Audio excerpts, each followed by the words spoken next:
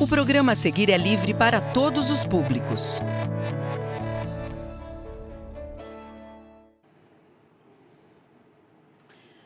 Olá, meu nome é Kátia, eu sou educadora e contadora de histórias. E eu estou aqui hoje para trazer o universo da palavra para você. Esse universo que me enche de encanto. E me enche de encanto porque ele me permite viajar sem sair do meu lugar. Algo tão necessário nos tempos que vivemos. Como precisamos realmente viajar sem sair do lugar. Hoje eu estou aqui, num ponto da América, mas eu posso, através das histórias, ir a qualquer lugar. Eu posso me ver de repente no alto de um castelo, repleto de aventuras, por volta da Europa. Eu posso, por exemplo, estar numa caverna, escondida de tudo, lá nos fundos do Alasca. Eu posso estar agora numa aldeia indígena, convivendo com as pessoas de lá e ouvindo as suas histórias. E assim a gente vai viajando sem sair do nosso lugar. Porque vai começar a nossa volta ao mundo através das histórias.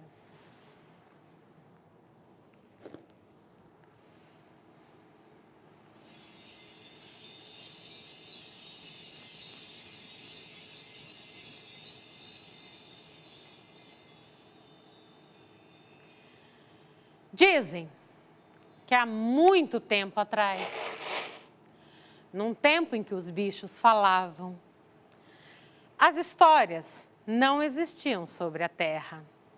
As pessoas e os animais conviviam, conversavam, mas não tinham as histórias para contar. As histórias não ficavam na Terra e eles não sabiam muito bem onde é que elas ficavam, sabiam que elas existiam. Porque às vezes, quando o vento vem, eles escutavam alguma coisa, mas não tinham certeza. Pegavam fragmentos das palavras, das narrativas, mas não conseguiam fechar uma história. Era uma pena. E assim, quando o dia amanhecia na savana africana e o sol alaranjado tornava o dia denso, eles trabalhavam o dia inteiro, iam para lá e para cá, debaixo do sol escaldante. Traziam no final do dia muitas conversas, falavam sobre as plantações, falavam sobre o tempo, falavam sobre as doenças, mas achavam que aquilo era pouco. Era pouco porque, afinal de contas, não basta que a gente vislumbre as cores do dia, não basta que a gente vislumbre as cores das pessoas. Eles olhavam, por exemplo, para as plantações, viam o verde das matas e pensavam como aquilo era bonito, como aquilo tinha magia, mas achavam que talvez aquela cor devesse se misturar com algo a mais para dar uma terceira coisa. Mas como? Como? Quando chegava a noite, o sol se punha e vinha uma escuridão imensa. As noites na savana são muito escuras. E eles ficavam lá, conversando, olhando as estrelas, vislumbrando o seu brilho. Mas faltava alguma coisa.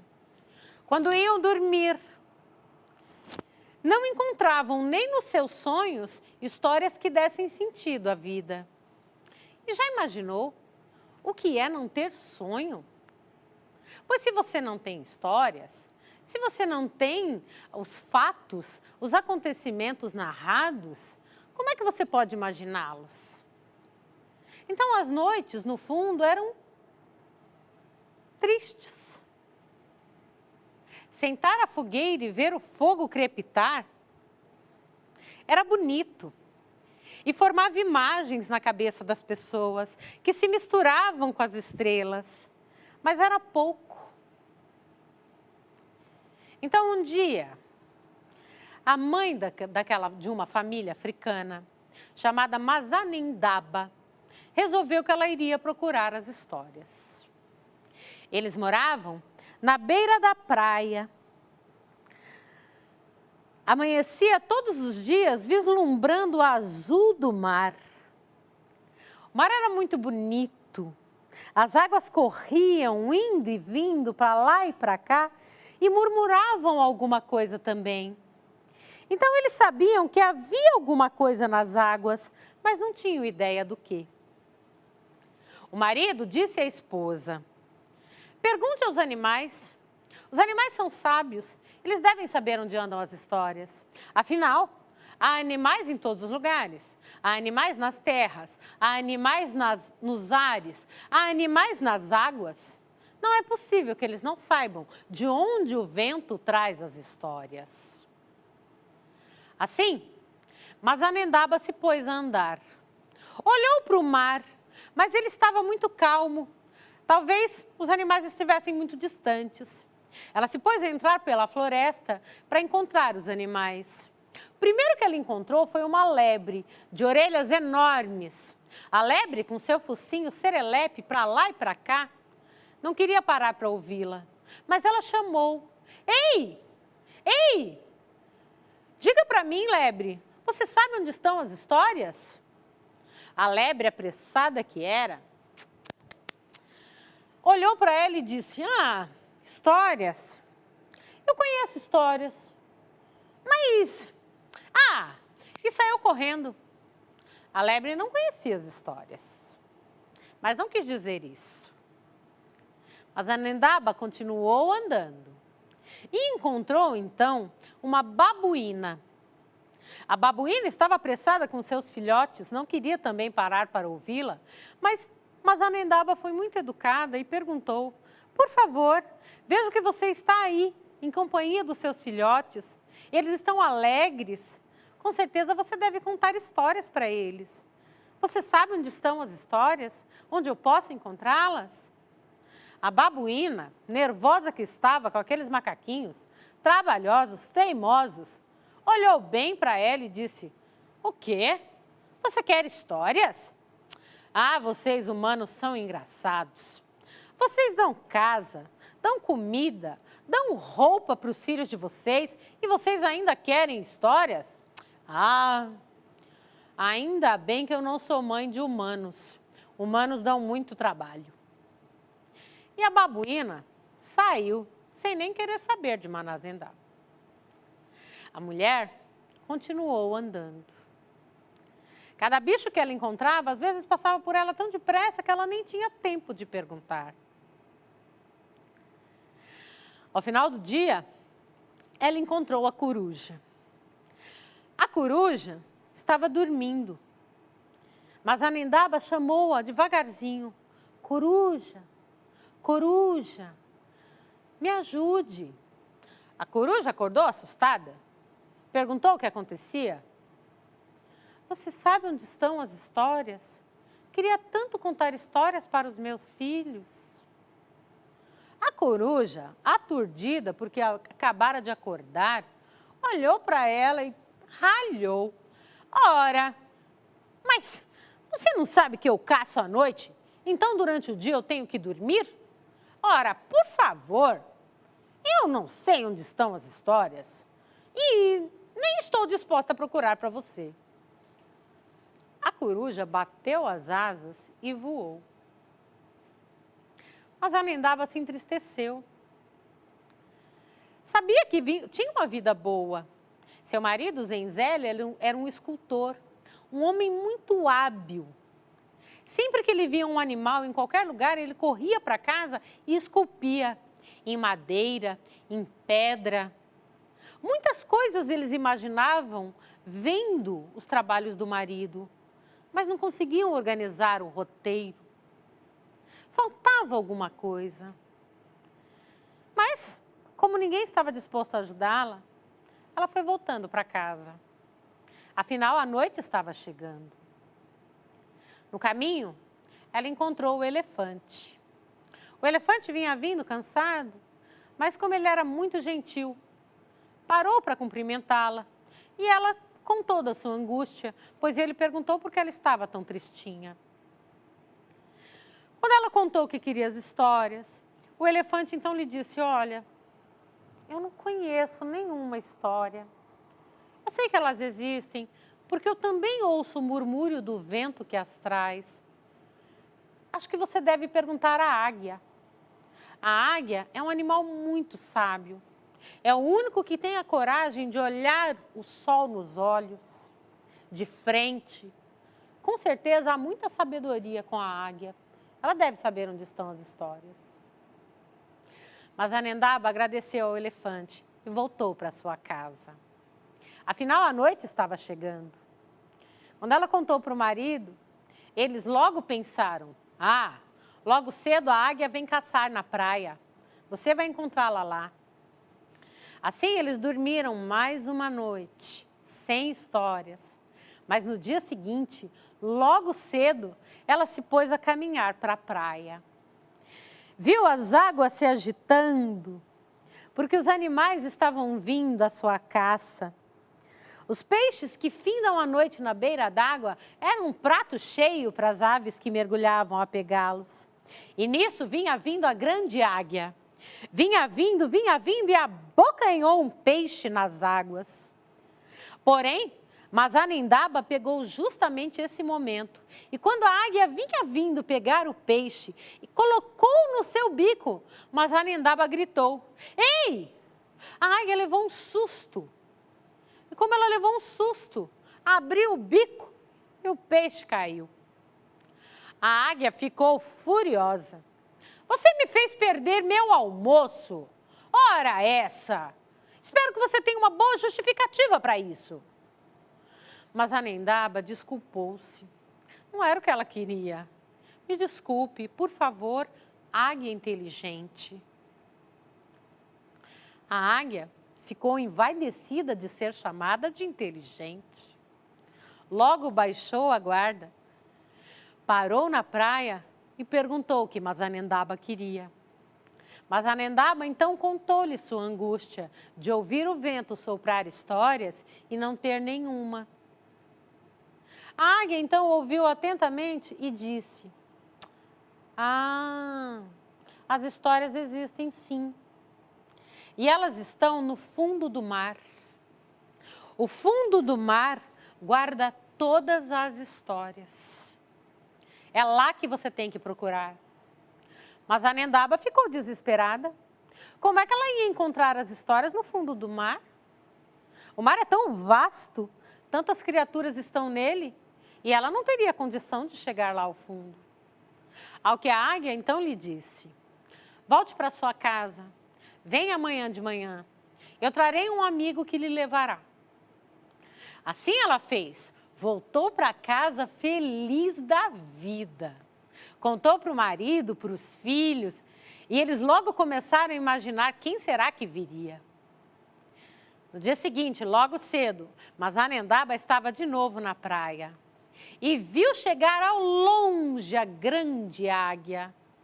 A grande águia vinha acima nos céus e no mar vinha um golfinho lindo, carinhoso, com um olhar daqueles que a gente reconhece como um irmão. Quando eles pararam próximo à areia, a águia disse a Anendaba que subisse no dorso do golfinho e fosse com ele mar adentro. Quando ela subiu no dorso do golfinho e se pôs a navegar nas suas costas, quanto encanto ela viu naquelas águas. Tantos peixes, tantas criaturas, tantas folhagens diferentes. Ficou encantada com aquele universo. Ela prendeu a respiração E ele foi entrando mar adentro com ela. Cada vez mais baixo, cada vez mais baixo, cada vez mais baixo. E quando eles chegaram ao fundo das águas, ela espantou-se porque esperava que o fundo das águas fosse escuro, mas não. Quanto mais eles desciam, mais claridade vinha. Quando ela chegou ao fundo das águas, ela viu se aproximarem as pessoas que moravam ali. O povo das águas tinha os olhos brilhantes, brilhantes como estrelas. O brilho dos seus olhos trazia a claridade que fazia tudo iluminar-se. Ela então foi levada ao rei e à rainha do povo das águas. Contou a eles que queria as histórias, que a águia havia dito que eles tinham as histórias, que ela queria tanto contar para ninar seus filhos. O rei e a rainha receberam com muito carinho, mas disseram: "O que você vai nos dar em troca?" "O que você vai nos dar em troca?" Ela era uma pessoa humilde. Não tinha condição de presentear um rei e uma rainha. Logo ela se entristeceu e disse isso aos reis. Ao que o rei sorriu e lhe disse: "Ah, nossos valores realmente são diferentes. Não peço nada que você não possa trazer. Apenas gostaria que você trouxesse uma imagem. Uma imagem que nos mostrasse para onde vão as nossas histórias. Afinal, nós não podemos sair daqui, mas gostaríamos de saber como é o lugar onde você mora." Mas Anendaba, então, logo entendeu o que tinha que fazer. Pediria para o marido, Zenzele, esculpir sua casa, sua família, os rostos deles. E assim eles saberiam para onde iam as histórias. Na hora, então, ela agradeceu, subiu no dorso do golfinho e foi de volta para casa. Combinou com o golfinho que dali a 3 dias ela estaria de volta. Assim, quando ela chegou em casa, foi recebida pelo marido e pelos filhos. Quando contou ao marido, ele pegou um grande pedaço de madeira e se pôs a esculpir. Esculpiu primeiro a casa em que viviam. Entalhou nele os rostos de cada um, do marido Zenzele, da esposa Mazanendaba, dos filhos.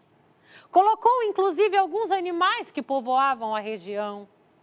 Ficou lindo. Quando ele estava quase pronto, a grande águia veio vindo. Olhou aquilo e disse: "Ah, eu também quero aparecer no quadro. Afinal, também quero ser vista. Também quero que eles saibam que eu ajudei." O marido, então, colocou a grande águia lá. O quadro ficou um encanto. Ele, então, prendeu o quadro às costas de Mazanendaba. Ela, então, esperou o golfinho e desceu novamente. Desceu, desceu, desceu, desceu às profundezas das águas. Quando ela chegou lá e mostrou o quadro, o povo das águas ficou encantado. E logo veio à sua frente, trazendo um presente muito valioso, embrulhado. Quando Mazanendaba foi abrindo, seus olhos foram se enchendo de encanto. Ela nunca tinha visto coisa tão bonita, tão preciosa.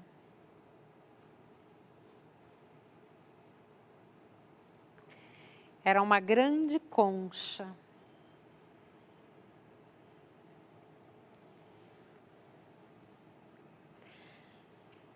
E dentro dessa concha estavam guardadas todas as histórias. Bastava que ela colocasse a concha ao ouvido, que a concha lhe sopraria uma história. Assim, Mazanendaba agradeceu, subiu no dorso do golfinho novamente e voltou para casa. Quando ela chegou em casa, o marido, os filhos, os animais, todos estavam à sua espera. Quando a noite chegou, a fogueira se ergueu Eles se sentaram para escutar histórias. E ela, então, colocou a concha no ouvido. Ouviu a primeira história e contou para as pessoas, que logo diziam a ela: mais uma! Mais uma! Novamente, ela punha a concha no ouvido. Ouvia mais uma história e contava para eles. E como ela foi contando para todo mundo, as pessoas e os animais foram reproduzindo as histórias. De repente, as histórias saíram da pequena vila onde ela morava e foram para outra vila. Saindo da pequena vila vizinha, foram para outra, depois para uma cidade. Depois se espalharam pelo continente africano inteiro, até sair do continente e chegar nos outros continentes, vindo parar aqui, onde eu conto a vocês. Que foi assim, através da astúcia de uma mulher e da grande concha, que as histórias vieram parar sobre a terra. Não é um encanto de história? Essa e outras histórias você encontra nos livros. Você, quando tudo retornar, procure os livros da sua escola, converse com seus professores, pesquise. E mais do que isso, compartilhe. Porque quanto mais a gente ouve histórias e mais a gente compartilha, mais elas se multiplicam. E a gente aprende muito ouvindo uma história. Essa história veio da África, mas há histórias em todos os lugares do mundo. Onde o ser humano habita, as histórias proliferam. As histórias nos ensinam muitas coisas. Eu sei, por exemplo, que essa história veio da África, que é o continente originário de onde todos nós viemos. Que ela foi sendo contada em vários lugares e que, portanto, de cada lugar que ela vem, ela tem um elemento diferente. Porque cada um conta de um jeito, quem conta um conto, aumenta um ponto. E isso vai trazendo variações e vai agregando as características dos lugares de onde vem a história. Eu posso aprender muito sobre a geografia de um lugar, sobre os costumes de um lugar, sobre a história, sobre os valores, ouvindo as histórias de cada povo. Pesquise-as e compartilhe com as pessoas. Como você sabe, todo este movimento está no começo. E muitos alunos ainda não têm acesso a isso aqui. Se você conhecer alguém que ainda não está participando desse processo, que ainda não está entendendo, conseguindo conhecer, compartilhe. Compartilhe o que você está aprendendo. Compartilhe as histórias, compartilhe os conhecimentos que os outros professores têm trazido. Assim a gente vai formando uma rede, ampliando as possibilidades, como na história que eu acabei de contar. As histórias vieram da concha de uma forma e foram tomando outras, conforme elas foram sendo contadas. Assim você também pode fazer e ajudar as pessoas. Tá certo? Eu agradeço imensamente a oportunidade da palavra, tão preciosa a quem conta histórias. Porque para que eu conte histórias, alguém precisa estar disposto a ouvi-las. Então, agradeço muito e espero que vocês tenham gostado desta e de tantas outras que vocês têm ouvido aqui. Mas espero mais ainda que vocês ampliem o conhecimento de vocês, buscando então outras histórias. Muito obrigada. E até a próxima.